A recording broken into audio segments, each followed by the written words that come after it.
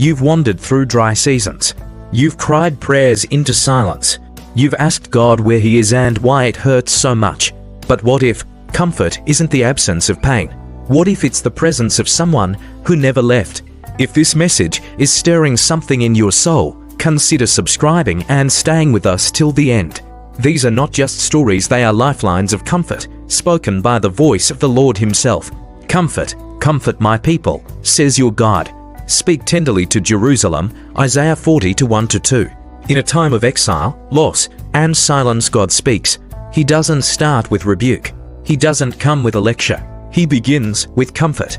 Isaiah 40 is like a gentle breeze across a scorched land. The people of Israel were in despair.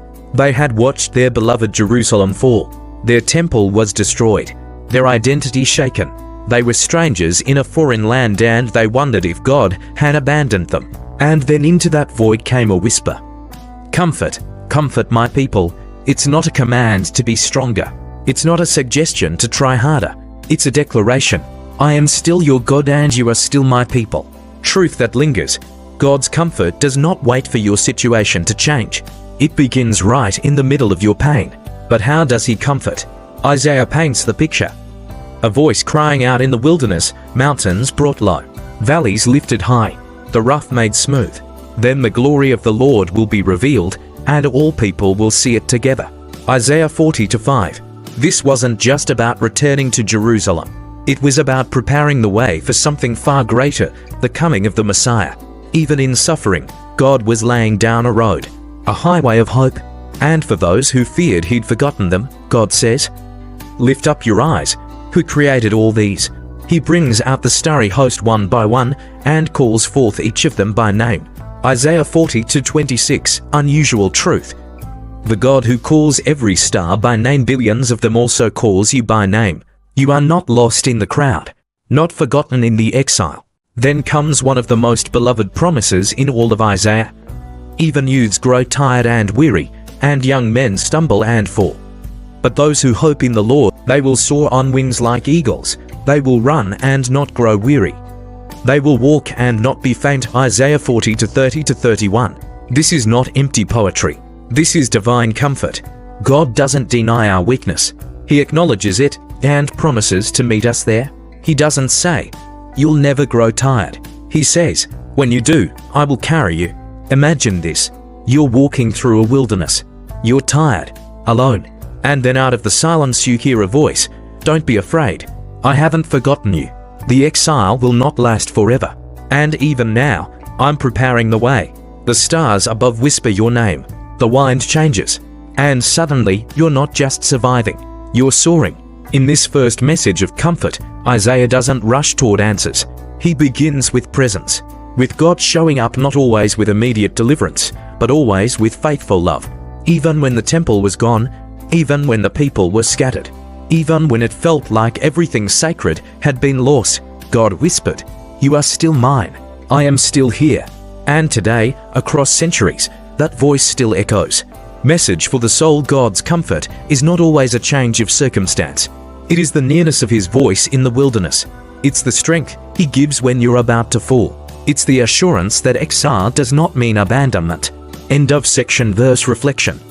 He tends His flock like a shepherd. He gathers the lambs in His arms and carries them close to His heart. Isaiah 40:11. So if you're tired, if you've stumbled, if you've whispered prayers that no one seemed to hear this. God is near. His arms are open, and His comfort is already on the way, ready for the next part. In the following section, Isaiah brings us into a deeper truth when God says, fear not, for I have redeemed you. He isn't just speaking to a nation. He's speaking to you. Let's walk that road together. The world says, be strong. Don't let them see you break. Keep walking. Keep pushing. But the voice of God says something entirely different. Fear not, for I have redeemed you. I have called you by name. You are mine. Isaiah 43:1. There's a comfort here that no human hand can give. A tenderness not based on performance. A love that claims us, even in our weakness. Surprising truth. In ancient Israel, names had power. When God said, I have called you by name, He wasn't just identifying them, He was restoring their identity. They weren't captives. They were His. The exile was more than physical. It was emotional, spiritual. Shame had taken root.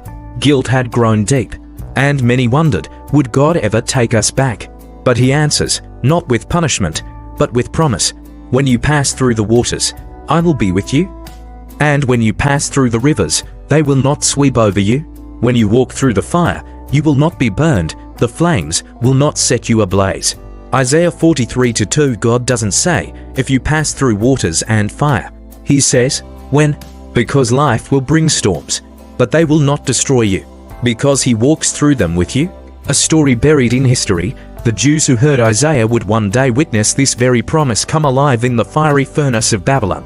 Shadrach, Meshach, and Abednego did walk through the fire, and they were not alone. One stood among them, and the flames did not consume. God's words in Isaiah were not poetic comfort, they were prophecy, declarations of what he would do and how far his love would go. You are precious and honored in my sight, and I love you. Isaiah 43:4. Let that settle in. Before you got everything right, before you fixed your past, before you became worthy, God looked at you and whispered, you are mine. Imagine this, a child trapped in rising waters. The current pulls harder. The voice grows faint. Then, a strong hand reaches in, not to scold, not to lecture, but to rescue. That's redemption. And what does God redeem us for? Not just to escape pain, not just to survive exile, but for something more beautiful. I am doing a new thing. Now it springs up, do you not perceive it? Isaiah 43:19. When God restores, he doesn't return you to where you were. He brings you into something new. A new hope, a new identity, a new beginning. Reflection. The God of comfort doesn't just pull you out of fire. He walks you through it and then builds something better with the ashes. But perhaps the most striking moment in this chapter is God's reminder of why he chose his people in the first place. This people I have formed for myself, they shall declare my praise. Isaiah 43:21. You were made for him, not to perform, not to strive, but to belong and to declare his goodness from a heart healed by his mercy. And if your heart still doubts, if the voice of shame tries to speak louder than his promises, let this truth rise in you. God's love is not transactional. It is transformational. He doesn't love you because you changed. He loves you so you can change. End of section. Verse reflection. Forget the former things. Do not dwell on the past. See, I am doing a new thing. Isaiah 43:18-19. The past does not define you. The exile is not the end. The fire will not consume you. God's comfort isn't soft, it's strong. Strong enough to break chains, to rebuild ruins, to raise you from shame into purpose. In the next part, Isaiah will lead us even deeper into a comfort that moves mountains and calls dry bones to life. Stay with us. You are not forgotten. You are held by the one who calls you by name. How does God comfort a people who feel forgotten? Not with noise, not with power, but with a whisper. Comfort, yes, comfort my people, says your God. Speak tenderly to Jerusalem. Isaiah 40:1-2. Tenderly, not harshly, not with shame, because when hearts are crushed, harsh words only deepen the wounds. But God speaks like a father gathering his child, weeping in the dark. Unusual truth. The Hebrew phrase translated as speak tenderly literally means speak to the heart. God wasn't interested in shouting commands. He wanted to heal from the inside out. Isaiah's voice echoes across centuries like a melody returning home. Every valley shall be raised up, every mountain and hill made low. The rough ground shall become level, the rugged places a plain. Isaiah 40:4. This isn't just poetic imagery. It's a picture of preparation. God is coming, and nothing, no obstacle, no shame, no past is going to stop him. Imagine the scene. A highway being carved through the wilderness.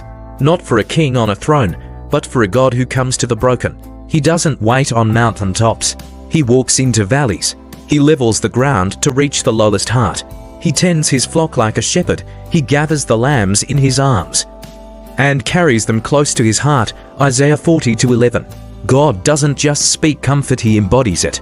He gathers the bruised, carries the weak, holds the hurting near his heart. And this is not weakness. It is the deepest strength there is. Hidden comfort. In Isaiah's time, shepherds were not glamorous. They were often despised. Yet God chose that image to describe himself. Because no role is beneath him if it means reaching us. He becomes what we need. Maybe you're like Jerusalem, worn out, disoriented, uncertain where God is. You've waited, you've cried, and the answers seem delayed. Isaiah gets it. Why do you say, O Jacob, and complain, O Israel? My way is hidden from the Lord. My cause is disregarded by my God. Isaiah 40-27, have you said the same? God, do you see me? Do you care? Have you forgotten? But listen, not to the echo of your fear, but to the answer of your Father. Do you not know? Have you not heard? The Lord is the everlasting God. Isaiah 40-28. He is not tired, not limited, not late. He's everlasting. And then one of the most beloved verses in all of Scripture. But those who wait on the Lord shall renew their strength. They shall mount up with wings like eagles. They shall run and not be weary. They shall walk and not faint. Isaiah 40-31, what a promise. But notice, the promise comes not to those who rush, but to those who wait. God doesn't always rescue us from the valley instantly, but He gives us strength in the valley, to walk, to run, to soar. Let this truth stay with you. God's comfort isn't a quick fix. It's a steady hand, a faithful presence, a love that stays when everything else leaves. Picture this, a field stripped bare after fire. Ashes cling to the earth. Nothing seems alive. But then, weeks later, a green shoot breaks through. Tiny, but undeniable. This is what God does. He brings life where there was loss. He brings hope where there was heartache. He brings glory from what once brought shame. The grass withers and the flowers fall, but the word of our God stands forever. Isaiah 42:8, comfort isn't found in feelings or in fleeting things. It's found in the unshakable word of God. A word that says, you are not abandoned. You are not invisible. You are not broken. You are seen. You are loved. You are held. Final reflection, the comfort of God is not a concept, it's a person. And centuries after Isaiah, that person would step into the world, born not in a palace, but in a manger. Not to shout at the broken, but to heal them. He was despised and rejected by men. A man of sorrows and familiar with suffering, Isaiah 53:3.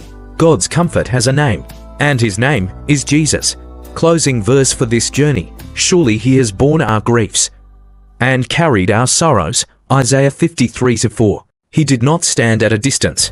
He entered in, and He still does, today, for you.